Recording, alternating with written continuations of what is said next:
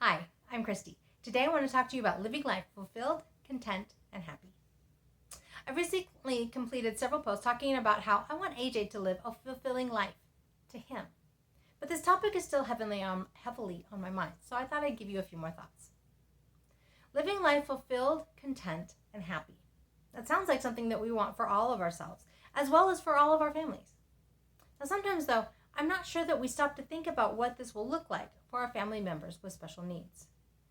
When we remember that they're individuals just like we are, I think it's easier to look at some of these aspects that we take for granted and apply them to all of our family members. I suspect in many cases, their requirements will be much simpler than ours. For example, they probably don't have a dollar amount in their heads that they believe they need to be earning in order to have all they want from life. Now, while they may always be looking for new or more, I suspect they're not really looking to have a closet full of clothes or whatever it is that they want more of. Honestly, I think this is one area that we can learn from them. If they're able to verbalize what they want to live a contented life, I suspect more times than not their answers will be fairly simple. Friends, fun activities, a job that they enjoy, activities to pursue, enough food to feel full or satisfied, and maybe a pet to help occupy some of their time. Notice how none of those items are directly related to a dollar amount? There's no striving for more. There's no comparison to others. Basic needs are met, and life is good. Now, please understand, I'm not saying that we shouldn't strive to provide well for ourselves and for our families.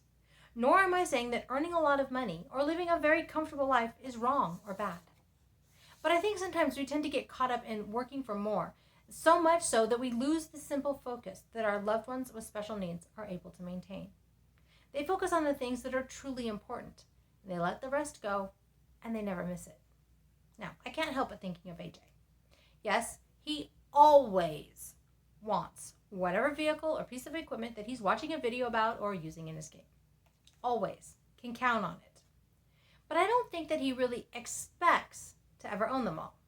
And a lot of them are out of mind as soon as the next one comes into focus. Now, that example aside, there really isn't much that he longs for. He's a great saver because he doesn't find very many things that he's willing to part with his money over. Now, if he does find something that he wants, like a new Paw Patrol plushie or a new video game, he can't hand over his money fast enough. But there are plenty of times that he wants something until we tell him he has to use his own money for it. Then he usually decides he's fine without it, and as he says, I will keep my money. How often can I say that's true of me? Yeah, sometimes, but not nearly as often as AJ does. Now, if you were to give me a large sum of money, I'd be able to spend it pretty quickly. Okay, some helpful things like paying off the mortgage. A bit of it on pure wants. And from there, my priorities would kick in, and I'd have to start weighing the pros and cons of each item once I made that list. But if I really got going on that list, I would probably run out of money before the list was fulfilled. In his day-to-day life, AJ leads a simple, uncomplicated life. He goes to work, comes home, and enjoys time on his computer and tablet. He might text with friends. Occasionally, he'll leave the house to go do something, usually when we make him come out to eat with us. Otherwise, he's quite content being at home on his tablet or computer. So as I wrap this up, here's a few things that I think we should work on remembering, or that I want to work on remembering. One, many times our loved ones can teach us lessons on living contentedly. Are we willing to learn from them? Also, I can encourage AJ to continue to live a fulfilled, content life by how I talk to him about his life.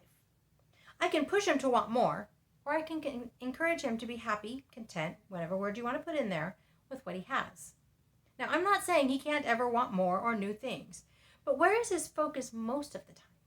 That's the key to me. Also, living simply tends to make life easier, and therefore easier to be content, happy, and even fulfilled. Our loved ones tend to find this simple more quickly than we do. Ultimately, what I want for AJ is for him to live a fulfilling life, however he decides to define that. And honestly, he's probably not going to be able to put that into words for me. But when I look at his life, does he seem to be happy and content? If I can answer yes, then I'll be content with his life for him. And finally, what each of us wants or needs to lead the content, fulfilling life that I'm talking about here is going to be different. Accept that. Don't try to convince someone else that what you want is what they need to be fulfilled. It's a personal choice. So my question for you this week is this. What does a content, fulfilled, and happy life look like for your loved one? How do you encourage one to find and live this kind of life? I'd love to hear your thoughts. You can leave me a comment below, or you can leave me a comment over on the blog. That's at www.havenofhopeforme.com. This was originally posted in August of 2021. If you prefer, you could also email me at Christy, Christy, at havenofhopeforme.com. I'm looking forward to seeing exactly how AJ chooses to live his fulfilled life so that I can continue to say that life is good and there is never a dull moment.